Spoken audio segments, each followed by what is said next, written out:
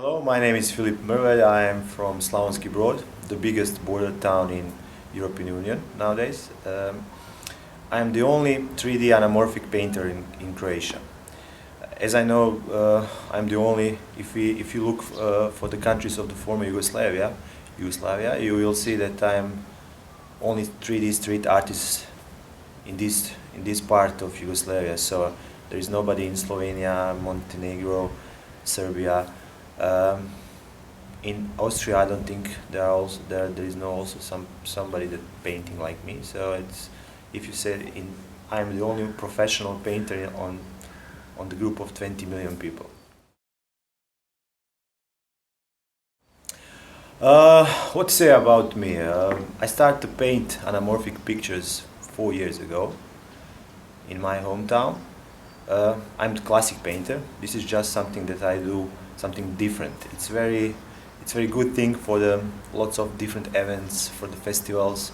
People like to see anamorphic pictures and images, so it is nowadays it's very popular, especially with the people that using internet and those things, because to see it and to be able to see anamorphic picture, you need to have a lens in the way of mobile lens, camera lens, or something like that, or just lens, you know. So it's that kind of illusion that you get when you look to the camera and to see the picture that painter paint. That moment of surprise and those things in the way of looking are very good for lots of different purposes.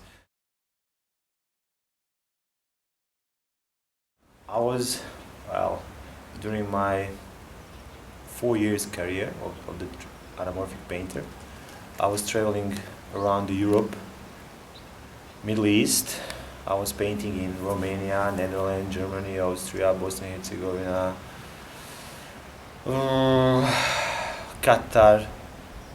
Now I'm preparing myself to go in Thailand, Bangkok, on one big street festival.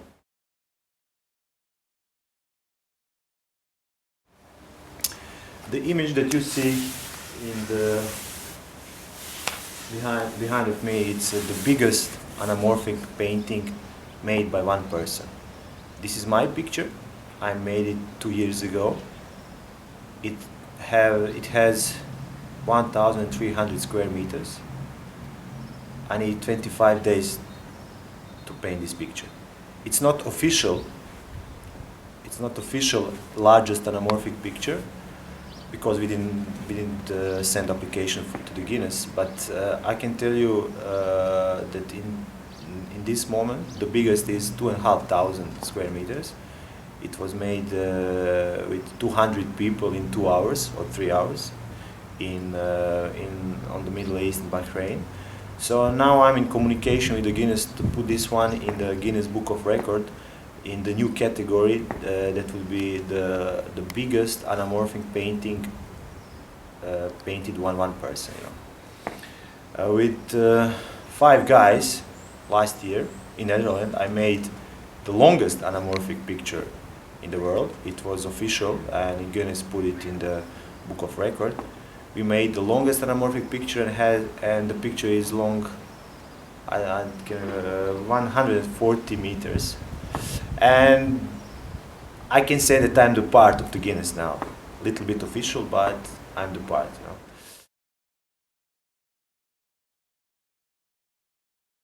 When you look my pictures, you can usually see the theme that I'm painting, and that's airplanes. Those things I choose because I am the sport pilot.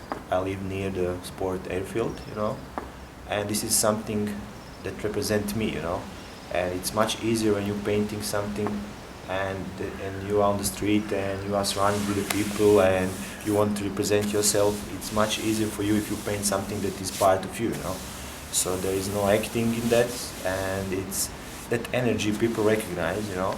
So it's usually when you looking around and see the pictures of lots of different artists, I'm the only guy that paint airplanes like the main subject, you know. But I will use lots of other things to paint. You know, it's not problem for me because I can paint everything on everything. You know, I paint on snow, on grass, on on concrete, on paper. I can use all techniques. You know, and for me, the painting is just a way to express myself in lots of different in lots of different ways. So it's I don't choose. I don't need to have one specific specific color and technique to express myself. I can do it in lots of different ways. So it's when you compare me with other artists, it's much easier for me to improvise something when you're on the street, just because of that. Because I can enjoy any theme that you give me. I can paint with all the techniques, you know, and I can paint with all anamorphic techniques that you want that you need to know that you can paint and improvise on the street, because the street art is compromise, you know.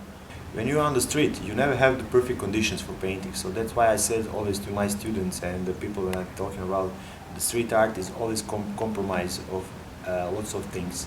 It's similar with the flying, because I'm glider pilot, you know. So it's you always need to calculate, you know, the weather conditions you see now.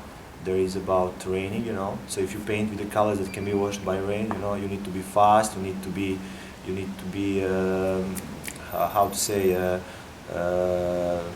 aware that in any moment rain can drop and mess everything, you know.